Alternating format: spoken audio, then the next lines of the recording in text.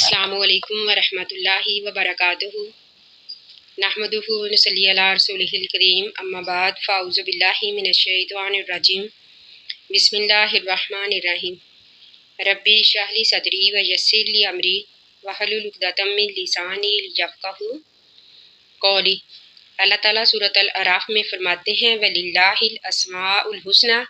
فَادْعُوهُ بِهَا، وَلِلَّهِ اور اللہ کے لیے ہیں الاسماء نام الحسنى اچھے اچھے، یعنی اللہ کے لیے اچھے اچھے نام ہیں۔ فَادْعُوهُ بس پکارو اس اللہ کو، فَادْعُوهُ میں ہو کی ضمیر اللہ کی طرف جاتی ہے، فَادْعُوهُ بس پکارو اس اللہ کو بِهَا ان ناموں کے ساتھ۔ اب یہاں پر اللہ تعالیٰ کے ناموں سے مراد وہ نام ہیں جن سے اللہ تعالیٰ کی صفات، اللہ تعالیٰ کی عظمت و جلالت اور اللہ تعالیٰ کی قدرت کاملہ کا اظہار ہوتا ہے۔ احادیث میں ان کی تعداد 99 ہے۔ حدیث میں ہے کہ جو کوئی ان ناموں کو شمار کرے گا جنت میں داخل ہوگا۔ اللہ تعالیٰ طاق ہے اور طاق کو پسند فرماتا ہے۔ اب ناموں کو شمار کرنے سے مراد یہ ہے ان کو یاد کرنا، ان کے معنی سمجھنا اور ان کو حفظ کرنا اور ان کو ایک ایک کر کے پڑھنا۔ اللہ تعالیٰ فرماتے ہیں وَذَرُوا الَّذِينَ، وَذَرُوا اور چھوڑ دو الَّذِينَ ان لوگوں کو یلحدون جو الحاد کرتے ہیں، یلحدون جو کجروی اختیار کرتے ہیں، فی اسمائہ اللہ کے ناموں میں، سیجزون ان قریب وہ بدلہ دیے جائیں گے، ما کانوا جو تھے وہ یعملون عمل کرتے۔ سیجزون میں سا جو ہے اس کا معنی ان قریب، ان قریب وہ بدلہ دیے جائیں گے، یعنی یہ مجہول کا صیغہ ہے۔ ان قریب وہ بدلہ دیے جائیں گے ما کانوا جو تھے وہ یعملون عمل کرتے۔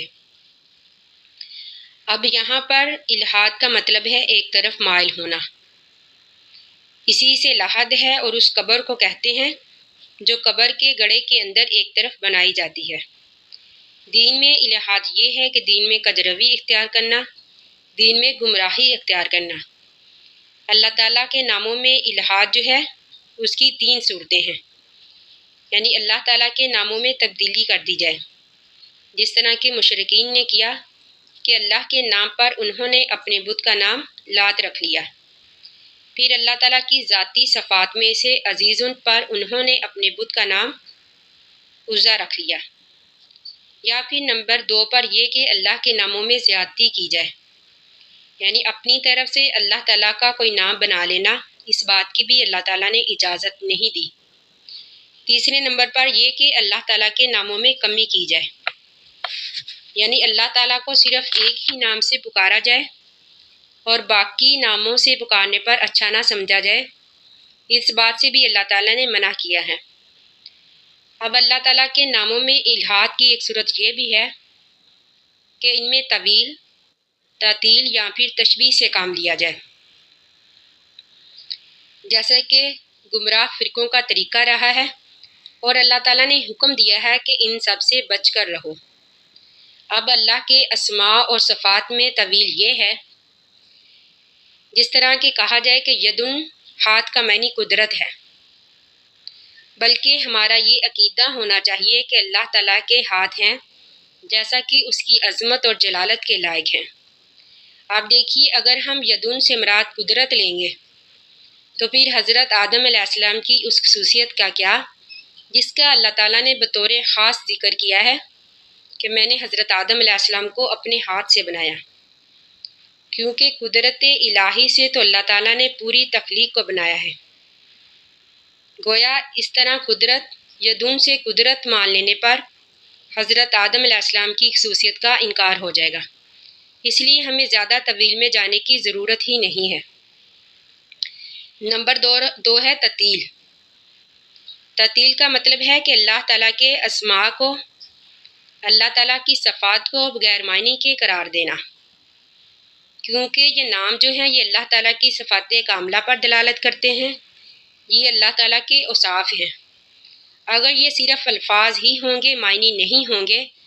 تو یہ مدح اور کمال پر کیسے دلالت کریں گے؟ پھر تو یہ ہوگا کہ اللہ تعالیٰ کے انتقام اور غضب والے نام ہم رحمت والی جگہ پر استعمال کرتے اور رحمت والے نام انتقام اور غضب کی جگہ پر، لیکن ایسا نہیں ہے اور ایسا کہنا جائز بھی نہیں ہے۔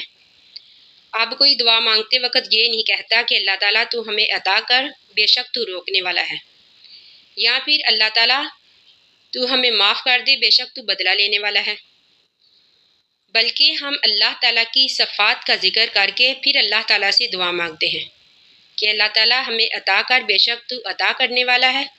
اللہ تعالیٰ ہمیں معاف کر دے، بے شک تو معاف کرنے والا ہے۔ اب اگر ان اسماء کے معنی ہی نہیں ہوں گے تو پھر غفور الرحیم اور شدید العقاب میں کیا فرق رہ جائے گا؟ ہاں البتہ اللہ تعالیٰ غفور الرحیم بھی ہے ایمان والوں کے ساتھ، تقوی والوں کے ساتھ،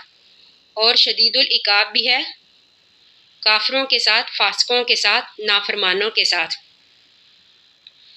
بلکہ ہمارا یہ عقیدہ، یہ ایمان ہونا چاہیے کہ جس طرح اللہ تعالیٰ کی صفات قرآن و حدیث میں بیان ہوئی ہیں،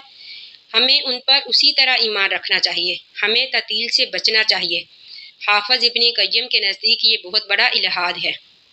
اب تشبیہ سے مراد یہ ہے کہ اللہ تعالیٰ کی صفات کو مخلوق کی صفات کے ساتھ تشبیہ دینا،